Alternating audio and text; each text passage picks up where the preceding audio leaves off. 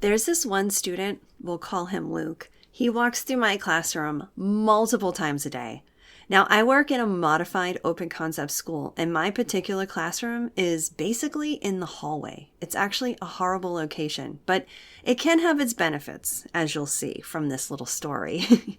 Now, essentially, I have 2 classes that need to walk through my classroom on a daily basis to get to things like lunch, to recess, to get to their UA classes. And as a little side note, those teachers do such a great job of keeping their kids quiet every time they pass through. Thank you so much, ladies. But of course, there are plenty of random people that need to walk through my classroom throughout the day. Teachers to pick up their speech kids, or students who need to go to Title I services. And of course, Luke is one of those students. He's walking through my classroom all the time. And boy, does he make it known. He'll say hi as he walks boldly through the back of my classroom, or he'll roll the handle of my Chrome cart on his way through, like a little Luke was here statement. I always love to say hi to Luke because, well, why not? You can tell he just needs a little reassurance. You know what I mean? And it can take me like 2 seconds to just let Luke know that I see him. But the other day, Luke totally surprised me.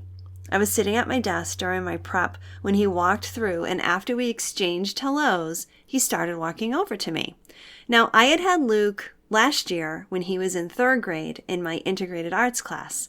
This was a class that I was fortunate enough to teach for only 1 year at my school. It was one of the UA or specials classes where I was able to teach all the kids in my 3 to 5 school on a 6-day rotation, and Luke, of course, was one of those kids. Well, as Luke was working towards me, he said, "I had you in integrated arts last year." And then he hugged me. He took me by surprise. It was a really quick hug, but it was really sweet. "Did you like that class?" I was asking the back of his head by this time because he was already walking away. "Yep," he said, and that was it. It just left me smiling. Sometimes you just don't realize the impact that you have on a student. And honestly, it's nice to be reminded of that every once in a while. I feel like so many teachers can get to the end of their day and think, what did I even accomplish with these kids today? You know, you work your ace off, right? But you're wondering, what impact did you actually have? I feel that way too sometimes. With all the effort that I put into lesson planning and lesson execution and creating activities that engage and involve my students, with all the care that I put into my work, there are so many times when I get a frowny face, or an eye roll, or worse, a death stare. Have you ever had that happen to you? That happened a few times when I taught middle school music. Oh my gosh, the death stare was just enough to make me cry. But the thing is, we don't have to do something exceedingly amazing in order to make an impact on a student. Sometimes, actually oftentimes, it's the small things that we do over time. It's those things that can be felt deeply, even if it's dripped out little by little.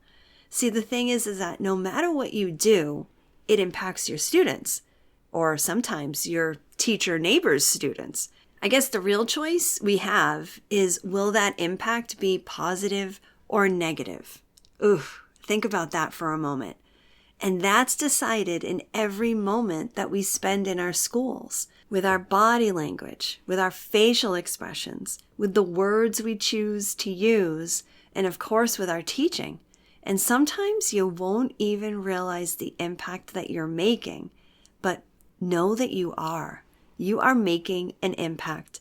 And maybe, just maybe, there's a Luke walking by you every single day that just needs you to smile and say hi. I hope this episode inspired you, encouraged you, or gave you a fresh idea to try. And if so, I would love for you to take a screenshot and text it to one of your teaching buddies. I'm so grateful that you landed here with me today, and it would mean the world to me if you would leave me a review over on Apple Podcast. Thanks so much for being here, and I'll catch you on the next episode. This is Elizabeth Peterson reminding you to get inspired so you can be inspiring to your students and enjoy teaching again.